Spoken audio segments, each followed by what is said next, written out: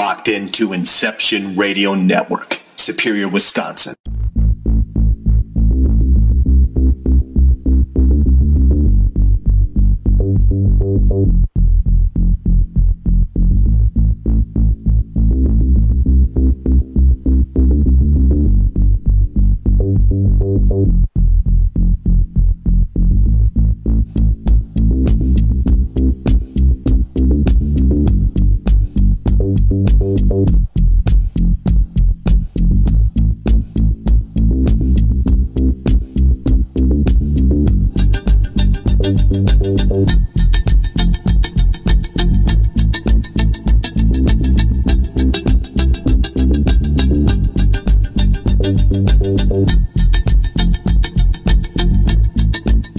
Get ready to expand your mind.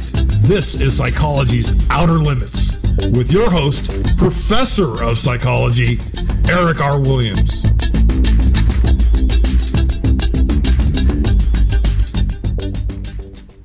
Well, good evening, folks, and happy Father's Day to all the fathers out there. Welcome to Psychology's Outer Limits here on the Inception Radio Network, and I hope you're having a good weekend. And I imagine there's a lot of dads out there at dinner right now, or depending on the weather, outside. And I know from listening to the radio that the Midwest got pounded. Some places got 3 or 4 inches, but this wasn't like Sandy where the storm kind of parked. This went through pretty quickly, but 2 inches of rain is an awful lot of rain. But anyway, happy day to all the dads out there. I'm a dad too, and on my Facebook page, I put a picture of my dad when he was in his 20s wearing his Army uniform. And let's see, speaking of Facebook and all the ways you can reach us, Psychology's Outer Limits. Now, last week I was whining that I only had 3 likes, but I'm up to 45 now, so thank you for that. And you're welcome to my personal page. Just look up Erick1958, and you can join that page. And that's got a lot of weather stuff on it. That's my weather geek stuff. Of course, if you're probably listening right now on Inception Radio Network, but we also have apps. We have an iOS app for you Apple folks, and we have an Android app. And some of the people where Beth works, my girlfriend, are working right now, but she said they were downloading the app and because they wanted to be able to catch the show. You can log on to Inception Radio Network, and on the blue menu bar, you'll see chat. And I monitor chat all during the show, and so does MJ, our producer. And I forgot to mention we have our excellent producer making everything work in the background. And let's see what else you could call, except I can't find the phone number. Maybe MJ will pop it up here for me in a moment. Shoot, I usually have that up. You can call in, and as soon as I have the phone number, okay, let's see. It's 888-919-2355, and I would love to get some call-ins. We haven't had any yet, but this is only the 3rd show. And you can also email to livepsych, LIVEPSYC, @mail.com. Though I'm getting ready to change that to a Gmail address because that'll work better for IRN. And I think that covers. Oh, and then also on oh my gosh, where's my brain? On Twitter, you can reach us at I_R_N. Or you can reach us at Erick Psychology. Just remember my name is spelled E-R-I-C-K. So it's Erick, E-R-I-C-K, Psychology. And those are all the ways to follow us. But it would be kind of cool to get some call-ins. I would let's see. Matter of fact, I'd like to encourage a call-in. We're gonna have a prize. It's a portable Bluetooth speaker. It's about the size of a big coffee cup. And we might have prizes pretty often because I have quite a collection of little technology stuff that it's a long story, but I get these things basically for free. And I do want to mention that last week we never got around to talking about our show topic, which is major depression. So I will make sure that I'll talk about it this week. But speaking of last week, there were some questions, and I said I would look them up, and I did. And one of them was really interesting. A couple people asked, how many brain cells do we really use? Because we so often hear these numbers like 8 or 9 or 10%. And, when you read about it, most answers you get is that we use all of our brain cells. I mean, we have a big brain, and we use them all. But I think, this is just a guess, okay? I think that what the 8 or 9 or 10% mean is that, if we look at our 100 billion, brain cells, there's probably 10 billion that we use the most, that we use a lot. And the reason I'm saying that is that there are people that, for a variety of reasons, have 1/2 of their brain removed, an entire hemisphere. And this is often done with adolescents who have a reunion of these kids. Now, they do have one problem. If, for example, you remove the left hemisphere of the brain, it's hard to control the right side of your body, because primary control of each side of your body is under the control of the opposite side of the brain. But they still walk and talk and move around. And part of that's due to something called neuroplasticity, meaning that your brain will try its best to work around problems. So clearly, if we can make half of our brain go away and still function pretty well, we don't need all of our brain cells. So I think it's a complicated question. One answer is that to some extent we use all of our brain cells. Another answer is we clearly don't need all of them, because we can do without half of them if we have to. And a third answer, and this is kind of from me, I don't really have research to back this up, is that there's a clump of go-to cells, we'll call them that, when we use those the most. But there isn't a situation where we have 10% of our cells being used and 90% just sitting there idling, waiting to be called into service. But we do need redundancy. When cells are hurt, damaged, or whatever, other cells are pressed into service. If we literally needed every single cell, we would be in trouble if we suddenly lost a bunch of them. But I think it's really amazing that you can take away half of a person's brain and they still do well, with the exception of they have poor control of the opposite side of their body. So that's the answer to that question from last week, and a great question that was, because it forced me to do a little more research, and I even used it a little bit in class this week, because we happened to be in a section in the course where we were talking about that. The other question was on remote viewing. Now, this was tough. I couldn't find what I would call true academic research on remote viewing, but I was in the literature library, and everything in there is pretty good. I mean, it's at least remotely related to science, or it wouldn't be in there. And I came across two things. First, in terms of remote viewing, I did find an article in the Journal for Spiritual and Consciousness Studies, and it was actually sort of a recap of a discussion, a talk that Marshall Payne, I think I'm pronouncing his name right, that he gave, but he talked about it from a pretty interesting point of view, and he said, for example, we found out early in the Vietnam War that the Russians were practicing remote viewing and spending millions of rubles on it. And that was driving our intelligence people nuts, because they didn't know what it was. So first they had to find out. And so they came up with this guy named Ingo Swann. But I'm not sure if this is the guy they tested or not, but let me just read this section to you. let's see. They got a hold of him. They drove to downtown Palo Alto and parked on a corner and told him to bring a phone, not to tell anybody where he was, and not make up his mind where he was to park until I got there. Just park and wait to hear from us for the instructions.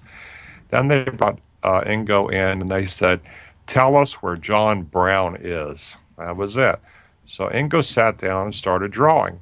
And then he drew a McDonald's on one corner, a gas station on another, and a public library on another. And Ingo said, that is where he is. He didn't know the town, so he didn't know where this was, but he described the site. So they got on the phone, they called John Brown and asked him where he was. And he sat on the corner of 5th and Main, further mentioning a McDonald's, a Shell station, and a public library right over there. Now, that's pretty wild. Now, I wasn't there, and I'm always very skeptical, but, I mean, this guy drew a picture of an intersection and what was on 3 of the corners of the intersection, and he nailed it. And, you know, that leaves me wondering, how did he do that? You know, the how-to is what tends to drive scientists nuts. And it wasn't exactly a live study, and it wasn't exactly done under very controlled conditions, but it's credible, you know, and I have no problem believing it. Now, some of the other things that I read on remote viewing was to look at it from the notion of the passage of time. I mean, think about it. A TV show that was on 30 years ago is passing through space. Now, we can shorten that interval to something that happened a few seconds ago. And that image, too, is passing through space, even if it only happened, 1 minute ago. So some of the articles that I scanned kind of quickly said remote viewing could simply be receiving those images and then, drawing a picture. Now, we still have the question of, how do you sort of dial into that? If I ask you to, there's a bazillion pictures floating around, right? Everything going on anywhere that's reflecting light is generating a picture. So how this fella, for example, picked John Brown out of 6 or 7 billion people is beyond me. But it gave me a slightly less skeptical view of remote viewing, and I will see if I can find some more. But I thought that was pretty cool, and once again, a really good question, and I'm glad someone asked it. Let me. Whenever you hear a bit of silence, it's because I'm flopping around.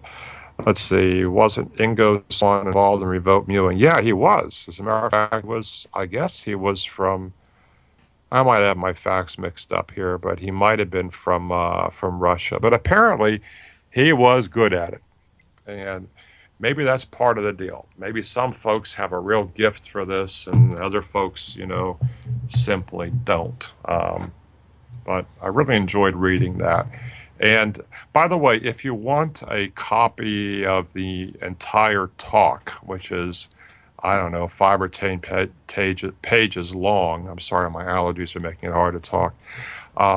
If you'll contact the show, or you can just send an email to livepsych@mail.com, or put something in the chat room. We'll find you. I'd be happy to email it to you if you want to read the entire text of his talk.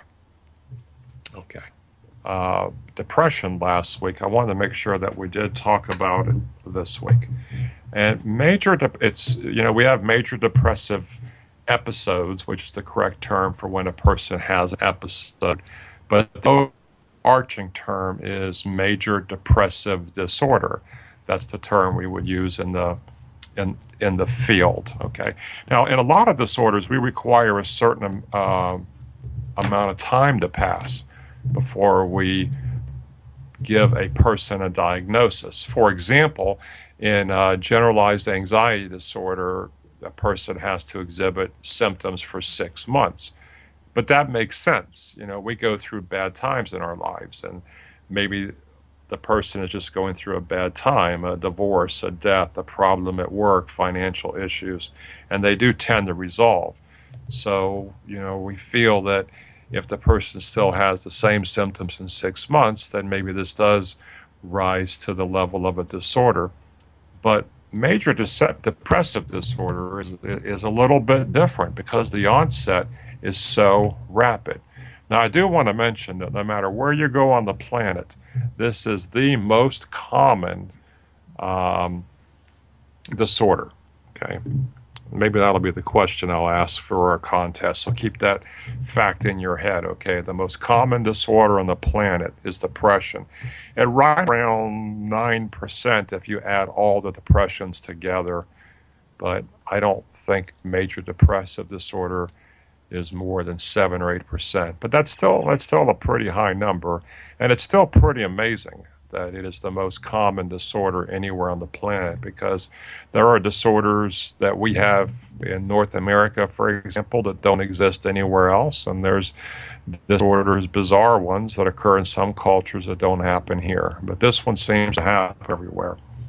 Anyway, what we are looking for in major depressive disorder is that for a 2-week period, and 2 weeks isn't that long, okay, that a person, now what I'm reading from is kind of the Bible of diagnostic psychology and psychiatry. It's called a DSM. You might have heard of it. It's a Diagnostic and Statistic Manual, and it gives us the diagnostic criteria for every disorder and the statistics for it. And a new one just came out about 2 years ago, and it's kind of a big deal because they only come out with new ones about every 10 years. They do these revisions once in a while, but this was new, and there were a lot of differences. Maybe we can talk about that at a different time. Anyway, for a 2-week period of time, the person displays an increase in depressed mood for the majority of each day, and or a decrease in enjoyment or interest across most activities for the majority of each day. So a decrease in interest, for example, is called avolition. The person just doesn't want to do anything. Or they find that they don't experience joy in life. Life has become bland, something you just try to get through.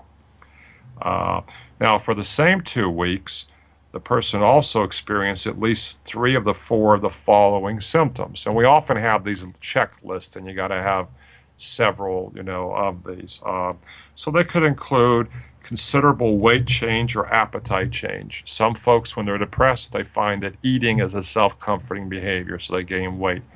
And other folks find that when they're depressed, their appetite just gets cut off. They're not hungry at all. They could have insomnia. They have terrible trouble sleeping. But what is more typical is hypersomnia, which is a tendency to want to sleep all of the time. And sleep doesn't seem to be refreshing. A person can sleep 8, 10, 12 hours, and they wake up and they're still sleepy. That would be hypersomnia. Another symptom could be daily agitation or decrease in motor activity. And in this case, we're talking slowing down quite a bit.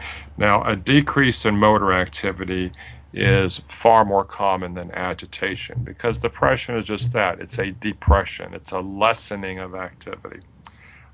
Daily fatigue or lethargy. I would always be surprised to have a client or a patient complaining of depression who didn't complain of fatigue and lethargy.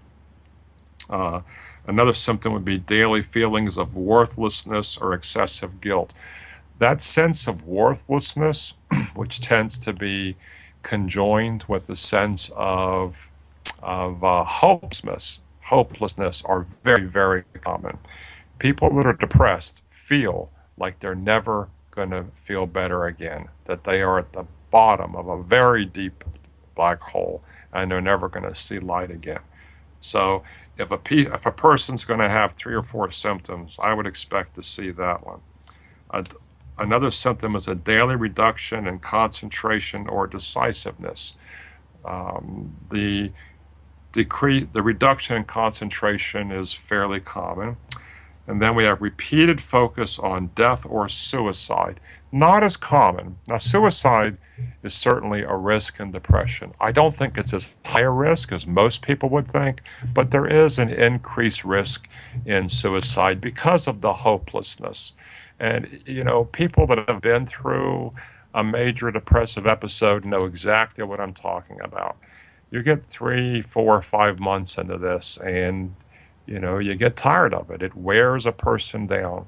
And that sense of, I am never going to feel better, life is worthless, there is no hope, is going to increase the risk of suicide. However, we have to keep in mind that this person, with or without depression, may also have already had suicidal ideation.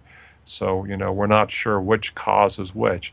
But if we had a person that already had suicidal ideation and then becomes depressed, we would be very concerned about a patient like that. And then, so those are a list of symptoms. We're looking at 3 or 4 of them, and we usually find at least 3 or 4. But the ones that I find the most common, and if you've been going through a bad period and you're wondering, you know, if you might have depression, the symptoms that I would be looking for in particular would be the fatigue, the constant sleepiness, a sense of helplessness and worthlessness, and possibly guilt, lethargy, the inability to feel joy, and avolition, the feeling that I just don't want to do anything. A lot of people report that when they're going through a depression, they just want to be in bed. And depression causes a lot of damage. You know, I have seen this so many times. People fall into a depression and they stop doing things. Unfortunately, they stop doing the things they need to do to have a successful life. So what happens is that their relationships could fall apart. They might lose their job. And in extreme cases, they might find themselves homeless. And a very important part of therapy is to try to prevent this collateral damage from happening, to give the person, you know, some tactics and some idea of how to get through this. Major depressive disorder tends to go away in 6 months, and most people, whether you treat it or not. And that may ask you to, you know, wonder, well, why the hell treat it? It's going to go away on its own. Well, the reason we treat it is that if we don't treat it, a person might go through all this damage. Their relationships might be ruined. They might lose their job. They might lose their home. They might become hopeless. And the other thing is that the relationship with the therapist provides hope. Generally, we treat depression with both medication and with therapy. But I think that as soon as you feel that you probably do have depression, it's really important to go see a doctor as soon as you can. I'd prefer you see a psychiatrist because this is what they do. But doctors are used to treating this too. They will have no problem giving you an antidepressant. Now, you do have to be patient. Some people start feeling better within a few weeks, and for some folks, it could take up to 2 months to start seeing a result. But that means that they're going to have anywhere from 3 to 5 or more months of some relief, and then hopefully, you know, you're a typical case, and your depression will resolve, and you can come off the depressants. A small amount of people have what we call treatment-resistant depression, and they have to be on medications in many cases for the rest of their life because their brain simply won't relearn how to use a very important neurotransmitter called serotonin. So if you've had one incidence of depression, then you are more likely to have a second incidence of depression. So that's pretty important. Now, I do have this thing called persistent depressive disorder. And this is a person that experiences the symptoms of major or mild depression for at least 2 years. Now, this is part of what we used to call dysthymia. If you can imagine normalcy, okay, And then let's say we drop down 10 units and we're at major depression. And if we go up 10 units, we're at hypermania. Well, let's say we went down only 5 units, okay? That would be sort of like mild depression. If that goes on for 2 years or more, we call that dysthymia, or now we might call it persistent depressive disorder. There are flavors of depression, and dysthymia or persistent depressive disorder is where a person has mild depression for 2 years. And this is a little more complicated. We're pretty sure that depression is almost entirely biological.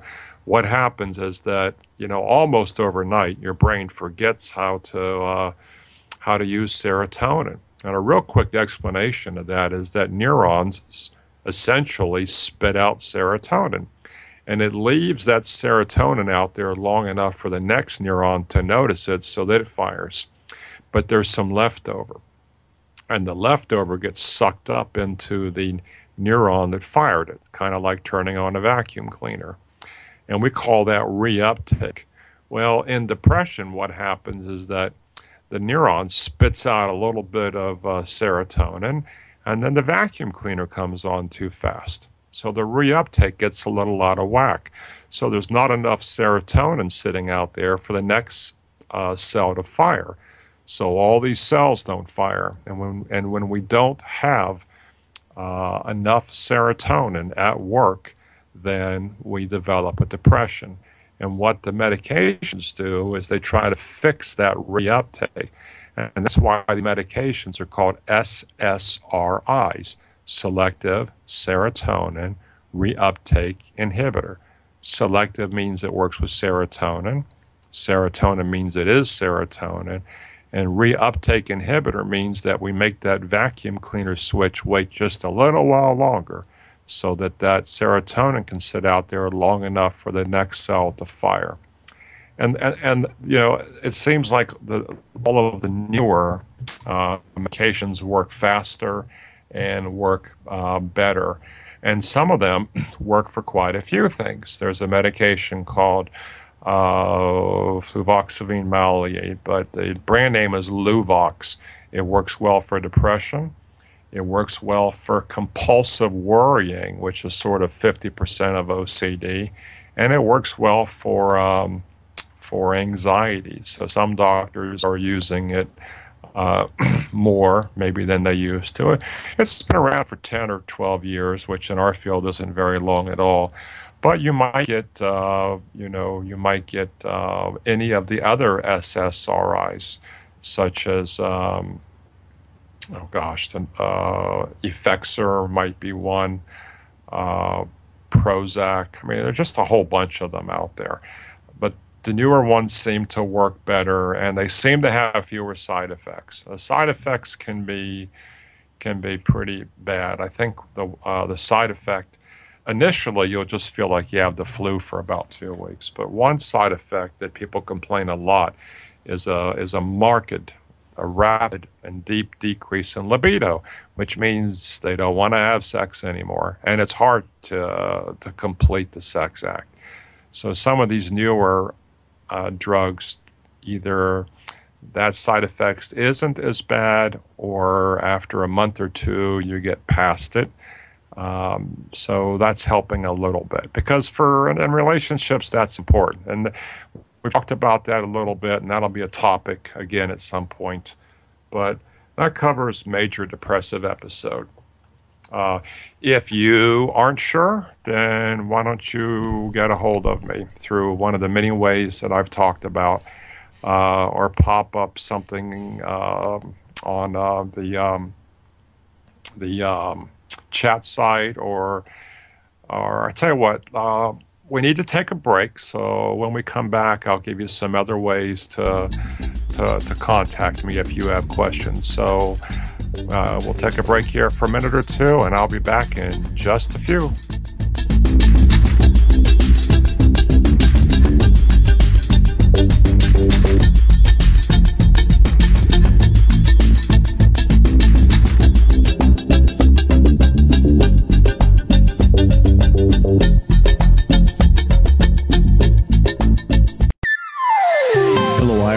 listeners. This is MJ saying hello and sharing an awesome secret I discovered. It's called DreamNuage.com. Fresh, raw, organic ingredients are used to create all their products. They are made in very small batches to ensure quality and freshness. Handmade in the USA, each product is created with care and with the finest organic ingredients. There are no preservatives, dyes, or chemicals in any product. Stop by Dream Nuage and relax. That's DreamNuage.com. Simple, raw, organic.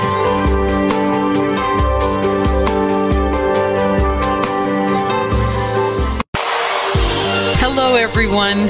Lori and Fenton here, host of the California MUFON radio show, asking if you'd like special access to exclusive and amazing information about UFOs, the paranormal, and all things unexplained. If you're nodding yes, then join IRN's Insider Club. As an Insider Club member, you'll get an all-access pass to premier Inception Radio Network content for only $4.99 a month. This includes live UFO and paranormal conferences, live streaming UFO skywatches, exclusive IRN radio and TV productions, and of course, paying radio with MJ and Ken Storch. So don't wait any longer. Visit InceptionRadioNetwork.com and click on Member Login to join IRN's Insider Club and get your VIP access today. Do you have a smartphone? If so, Inception Radio Network is the best app for you. Available on iTunes, Android, Samsung, and most other app stores. Just search Inception Radio Network. With the app you can listen live, check out podcasts of recent and past shows, view our videos, see what shows are coming up, who the guests are, and, via the chat room, send live questions to those guests. You know it makes sense. Check your app store now. Inception Radio Network. I'll see you there. Are you a fan of Inception Radio Network? Do you reckon it's the best alternative talk radio station on the planet? Well, if you do, head to facebook.com/Inception Radio Network and like the page. Tell your friends, spread the word, and keep listening to the best. Don't have a computer? Is your internet connection down? Don't worry. Use your trusty cell phone or landline and call into our listen line at 401-283-6700 to listen to the Inception Radio Network 24/7. Again, that call-in number is 401-283-6700. For the Inception Radio Network, I am MJ. You're locked into Inception Radio Network, Superior, Wisconsin.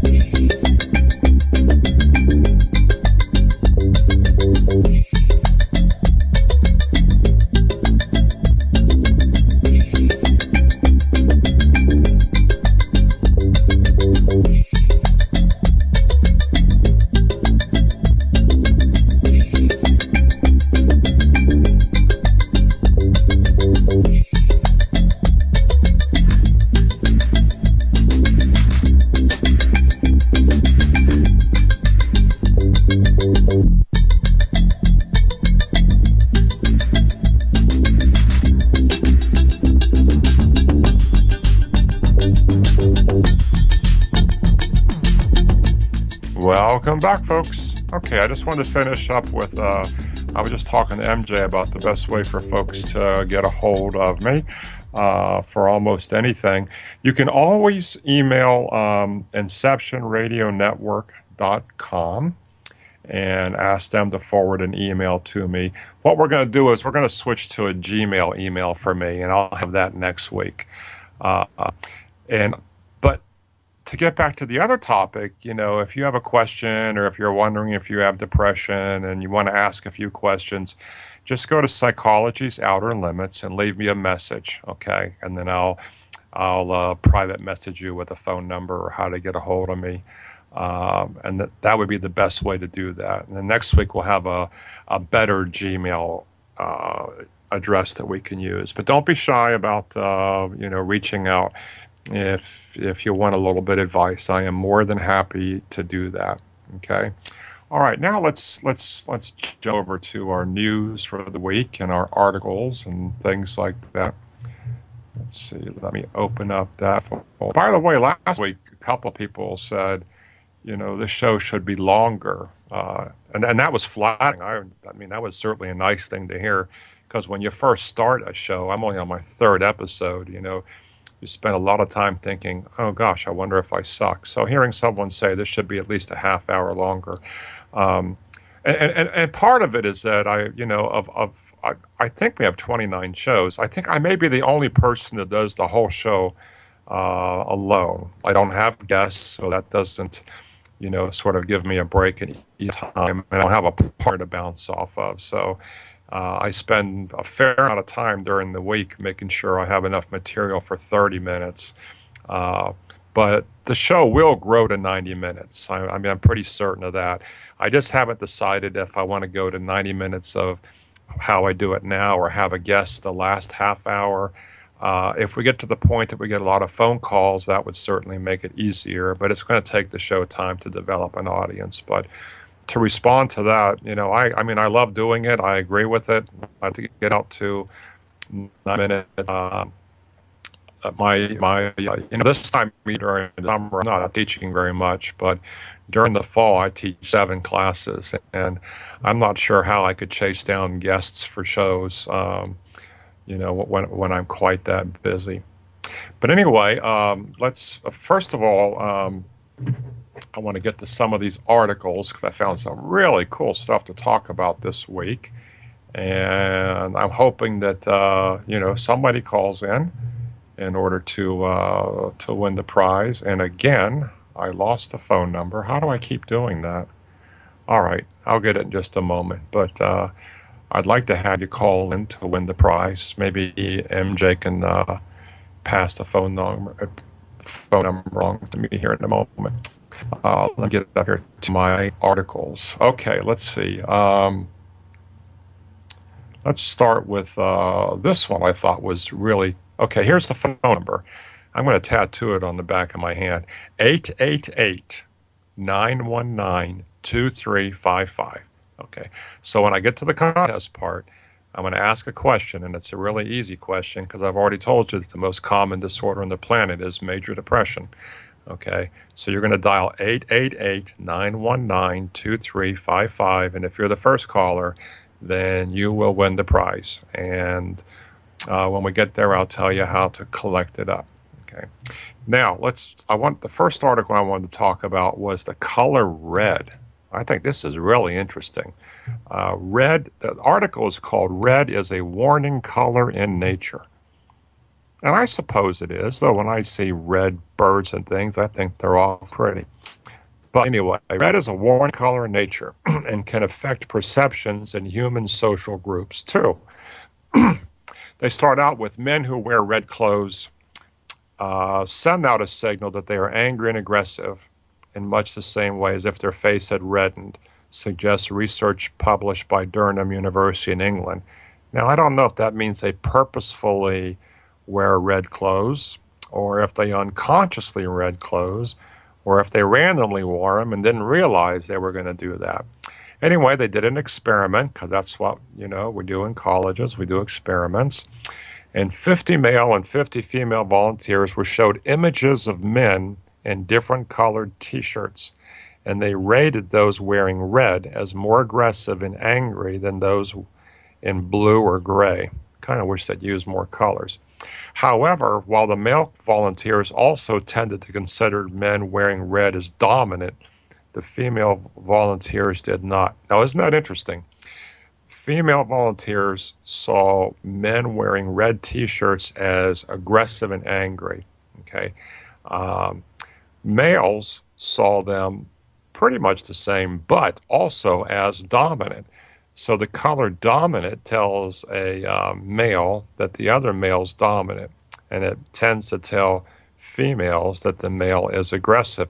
And this kind of reminds me of that whole craze back in the 80s of the power lunch. That was such a big deal. And then power ties. Every guy was wearing a red tie. Even the people on TV, everybody had a red tie on. And that was sort of their symbol. So maybe there was something to that. Everybody wanted to be the alpha male.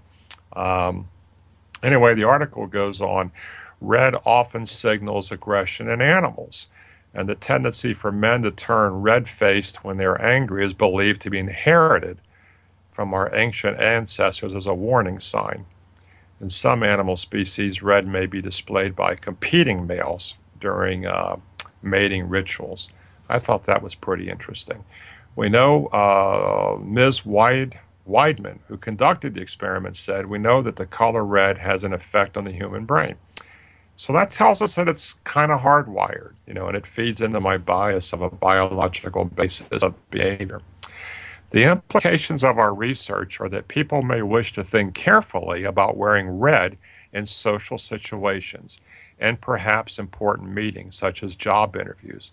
Now, see, that makes sense. In a job interview, I don't know that you want to come off as aggressive unless aggression is really important in that particular interview. I think we want to let the interviewer be in charge. Being perceived as aggressive or dominant may be an advantage in some circumstances, but a disadvantage in others. For example, when teamwork or trustworthiness is important. And as I'm reading this, I'm trying to think of how often I see people wearing red shirts, and it doesn't seem to me like it's very often.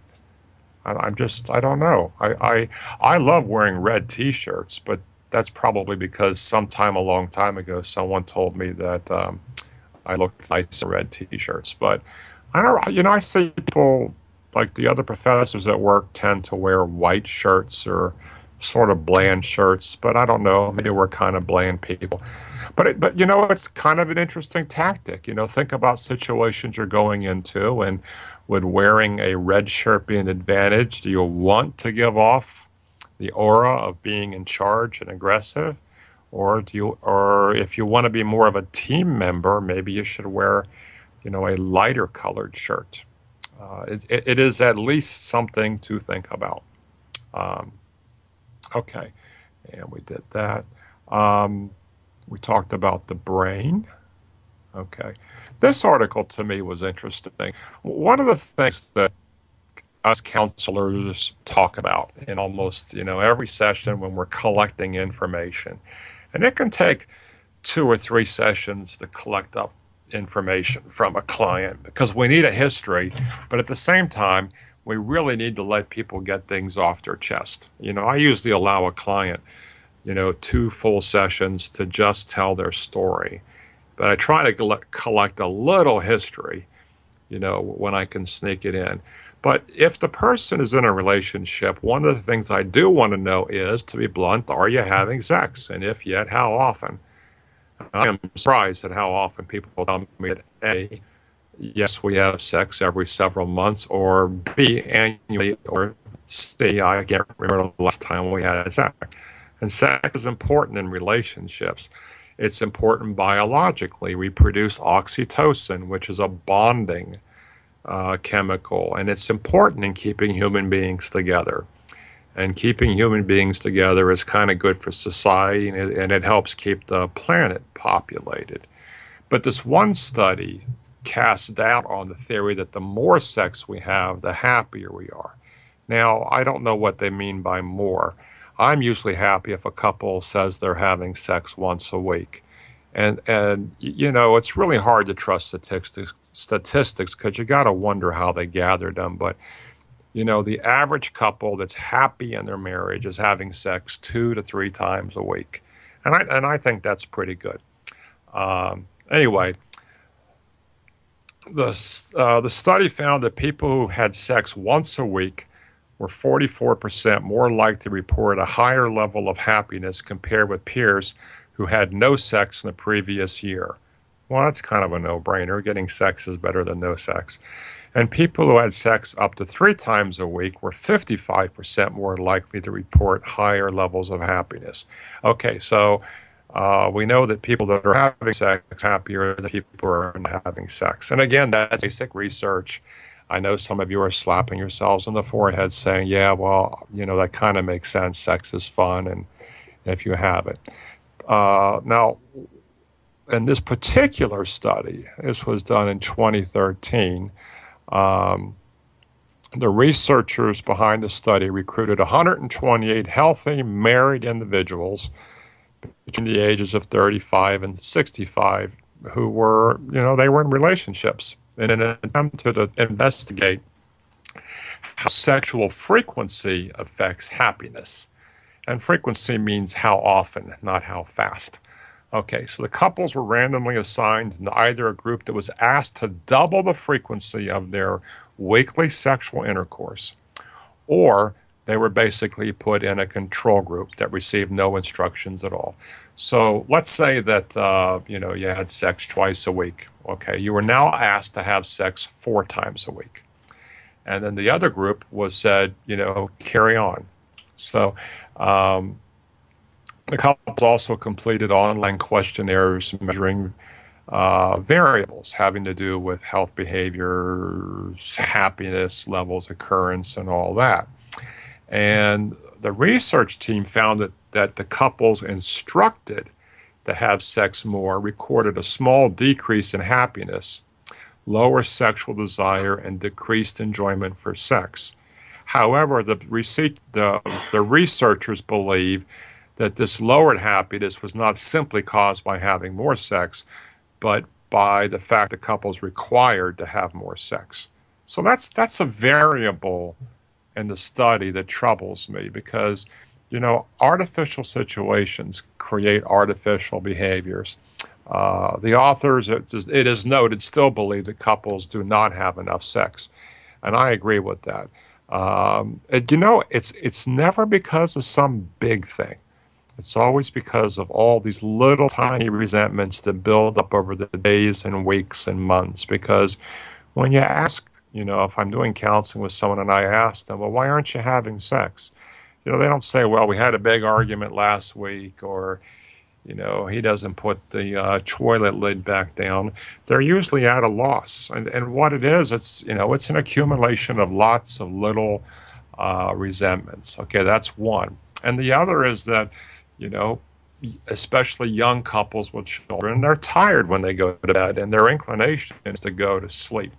So fatigue plays a role. Boredom plays a role. And fortunately, online pornography plays a role. I probably might save that for a separate topic. In counseling, what we tell people to do first, just to get them back on track, is, make a date. And no matter how tired you are, have sex that evening. This does not have to be a marathon thing. This can be a quickie, just have sex. Because, we find and we know, and I think it's a common sense notion, that once people get started, they get interested and they enjoy it. It's the getting started that seems to be the problem. And now it's encouraging, that couples that are happy, are having sex. But I think that's the big variable. Are they happy? And are they putting the effort into making sure that all aspects of their marriage are going well? They're communicating well. They're taking care of each other. They're doing the little things that show affection and saying I love you and all those things. But that tends to fall off after the initial, all that over the top I'm in love headiness, goes away. So we have to work at it. I guess a good metaphor is that when you buy a plant, it's in perfect condition because the people, that raise plants and sell them, want them to look perfect. But when you bring it home, it needs sunlight, it needs nourishment, it needs water. And I sometimes kid with my students and with my clients that, you take better care of your plant life, your plants, than you do with your relationship. So people have to take time for it. Yes, you're sleepy, but, surely you can set aside, 5 or 10 minutes. And then it tends to be like a plant. If you water it and you grow it and you pay attention to it, it blooms. And it is, physical intimacy is really, really important for couples. And as I said earlier, I'd be happy if folks were having sex once a week. But, 2 to 3 times a week is kind of what we're shooting for. But I've had clients that were very happy with their sex lives I remember one client in particular, they've been married for 25 years and they still made love every day, you know.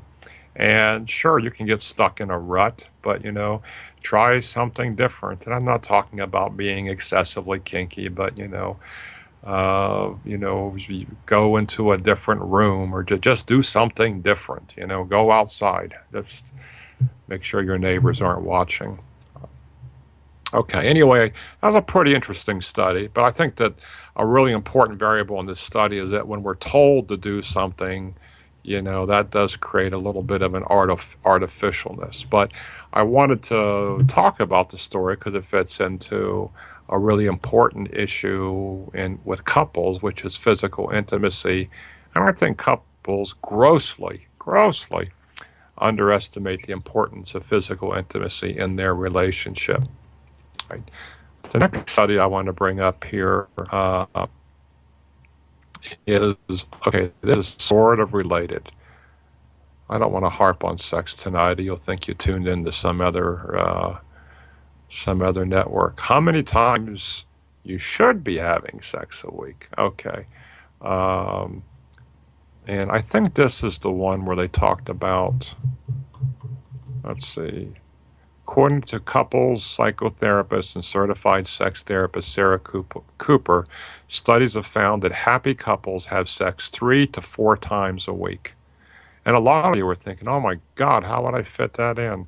But it's because they're happy couples. And happy couples take good care of each other. And they're affectionate. They hold hands. They say, I love you. They buy each other little gifts just for the hell of it. And that leads to feeling good. And it's a lot easier to have physical intimacy when you go to bed than it is if you go to bed full of little resentments or not feeling appreciated. Okay, let's move on from sex here a little bit. How to be content when your life feels out of control. I want to make sure this is the one that I want here, and I've got to pay attention to the clock. Nope, that's not the one I want. It's similar, though. Let's see. Yeah, here it is. Here it is. This is the wonderful human behavior that elevates all our morals. And what this article talks about is that act of kindness can spread surprisingly easily between and among people. And in my social psych class, we actually talk about this in some detail because there's been a lot of experiments done. Just by observing someone else being generous increases the likelihood that we'll be generous. And you've heard of people that pay for the person behind them at McDonald's, so that person pays for the person behind them. And I've had students say that this can go on for hours. You know, it's just, and that's amazing. We watch someone be nice, so we be nice. I guess they call it, paying it forward. But part of it is rooted in human survival. You know, we're not nice all the time just to be nice. You know, there's something called in social discourse called mutual exchange. And the hope is that if in general I'm nice, when my turn comes around, people will be nice to me.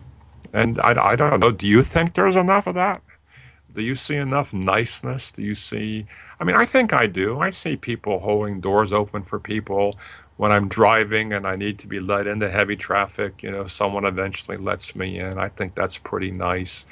I see people volunteering. My students amaze me. They are really, really nice to each other. I overhear little conversations. Somebody, doesn't have lunch, so the other person shares their lunch or gives them a little bit of money. So I'm fairly upbeat about this. But there's also a neuroscience connection. Researchers scanned people's brains while they watched videos showing heroic acts of kindness, and they found that areas of the brain involved in arousal and those involved in social engagement were activated at the same time. And those areas are connected to areas that have to do with dopamine, and dopamine is kind of our happy chemical. So when we feel happy, we're more likely to do happy things. And all of this has to do with social networking. And maybe this is something you already knew. But, you know, I would encourage you to become the alpha person. You know, be nice first and know that for the rest of the day, you probably set off a chain reaction. I am surprised when I walk up to someone and say, you look really nice today, or that's a nice dress, or I like your haircut. You know, and you know this too, that the person just smiles. Their whole person seems to light up. And what it cost you a few seconds of your time. And then maybe that person goes out and does something nice. You know, nice is actually one of the greatest gifts that we can give, and it costs us almost nothing. And I think this study was pointing that out, though the rest of the study was also connecting it to moral behavior. But I would certainly think that nice is connected to moral behavior. Okay, now the contest. We only got 3 minutes left. Okay, the phone number is 888-919-2355. Okay, that's 888-919-2355. And all you got to do is call into the show and tell me what the most common disorder is on the planet. And the answer is depression. And you will win this wonderful portable Bluetooth speaker. Okay? And you got about three. Well, I know we're allowed to go over a little bit. So while you're busily dialing the phone, and I know people are out tonight because of Father's Day. So if we don't get a call, we'll do it again next week. And while I'm waiting for a call, I will dabble in another article here because there is one I wanted to try to fit in. The hidden power of humor, because I love humor. You know, there are some really good research studies that show that if you use humor when you're teaching, people are more likely to learn. And research studies, they would teach one group of people some facts, but they would use humor. And then another group, they would just simply teach the facts. And then when they had both groups, you know, when they tested them for recall, the group that was exposed to humor had a higher recall rate. So now, if you're not naturally predisposed to humor, it's going to come off as fake, and I'm not suggesting that. But you could smile, make eye contact, you know, and and tell a funny little anecdote once in a while. It's worth it. Anyway, a snapshot from this article, and then I'm going to run out of time, is evidence for the direct benefits of humor lie in studies of the body's chemical reaction to laughter. Among other things, laughter has been shown to reduce stress, boost the human immune system, and enhance brain chemistry through the release of serotonin and endorphins. Serotonin is our important mood chemical, and endorphins are natural painkillers. Many popular antidepressants target the neurotransmitter serotonin, so laughing can kind of do what serotonin does. Now, I've done some mini experiment, mini experiments with students where I had them just laugh. Even though nothing was funny, just laugh and then tell me how you feel. And most people will say, you know, it's funny, but I feel better. My body feels lighter. I feel happy. When you're unhappy, when you're going through a bad time, you know, and if you don't want people to think you're crazy, just go in the bathroom, close the door, turn the water on, and laugh really hard. And you will be surprised at how much better you'll feel, even if it's only a little bit better, it helps.